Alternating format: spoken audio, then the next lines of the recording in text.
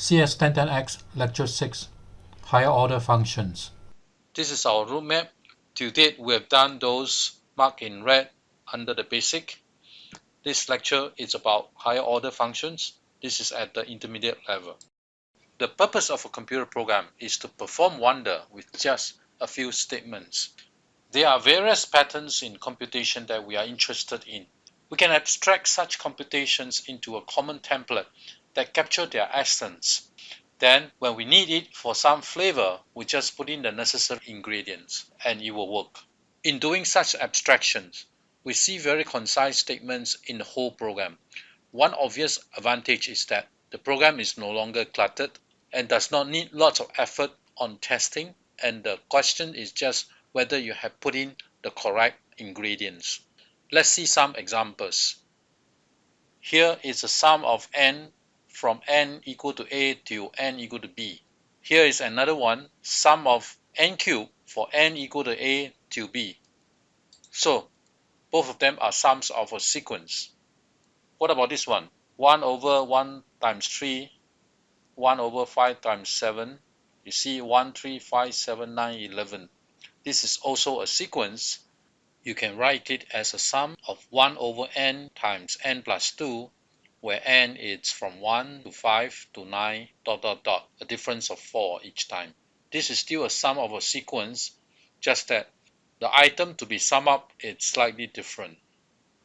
Here is another one, product of n for n from a till b. So this is also a sequence, just that instead of additions, this is multiplication. All these examples are such that it is a sequence that you have to sum them up or you have to multiply them up, and the item that you deal with, it's different for each case. This is n, this is n cubed, whereas this is a fraction number, and this is n again. Let's take a look at their Python programs to see that they are indeed similar in structure, and we can abstract out a pattern for them. For the sum of n from a to b, we have defined some integers a, b, colon. If a larger than b, you should stop, you return 0, otherwise you return the a plus the sum from a onward, which is a plus 1 till b. What about sum of n cubed? Here it is, you return the cube plus the sum of the cube a plus 1 onwards. What about this one? Here it is, you sum 1 over a times a plus 2 plus the pi sum a increment by 4 onwards. So all these are of the same pattern with a greater than b something, otherwise return something plus the rest. So this is the common pattern. You define the name you want to give it to for the function. If a greater than b, return 0, otherwise return term a plus the same name. Is a recursive call. Next, the next item that you're going to work with, what you saw are mostly the next guy, which is a plus 1 or a plus 4, and then until b. So abstractions, two things to abstract here. As you can see, there's a term here and there's the next here. So the term here is to how do we deal with this particular item to be added, and next is which is the next guy we should proceed to. 2 is the different operator. We have sums and also product, but for here we show the sum first. We'll deal with product subsequently. So here is how it looks like in Python.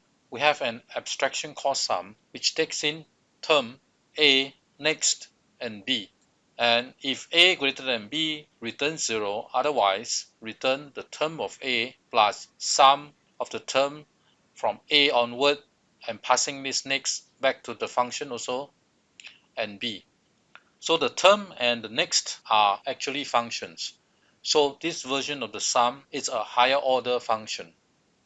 We can next see how the rest of the summation looks like when they are expressed in terms of this sum. Define some integers from a to b using the sum higher order function with the term equal to lambda xx. So when a comes, a is the output, a, lambda x plus 1 to be the next. So the next guy is the one after a, and b. So this is the way that we can use the higher order function to express some integers. Similarly, if you have some cubes, summation from a to b n cube, the only thing need to be changed is lambda x colon x star x as the term. Next, sum of this 1 over n plus 2, so the lambda x is 1 over x star x plus 2 for the term, and a no change. And for the next, you have next it's x plus 4, because this is 1 plus 4 to get 5 plus 4 to get 9, and so on. Let's apply sum to the integration problem. Integration of a function fx from a to b dx is actually the area under the curve fx, like this fx. This is the result of the integration from a to b.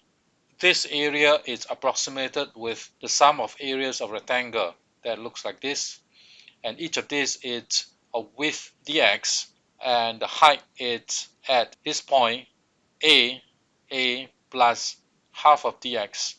Similarly here, this point should be fa plus dx divided by 2, and so on until b. So the integration from a to b fx dx can then be approximated with these equations. That is the sum of the various terms as follow. It's fa plus dx over 2 times dx plus fa plus dx over 2 times dx, and plus this times dx, and so on. So we can write integral f from a to b with interval dx for the approximation. First, we define a function at dx to get us the next x value. Then we return dx times sum. This is the use of the sum, putting in f as the term, a plus dx divided by 2 as the first a, add dx as the next function till b. So this dx is this dx times this is the sum of all these terms until smaller than or equal to b. So when you try it out to find the integral of the cubic function from 0 to 1 with approximation dx equal to 0.01, you get 0.2499875, and so on. The exact value is 0.25, so this is pretty close. The same function can be written more concisely as return dx times sum, the function f, which is the term, a plus dx divided by 2, which is the first a, and lambda x colon x plus dx as the same as the add dx function, and b. If you do the calculation, you also get the same answer. So the key idea is that the sums captures a common patterns. The other functions, sum integers, sum cubics, pi sum, as well as integral, are special cases of sum. In the next video, we will see more examples of higher order functions.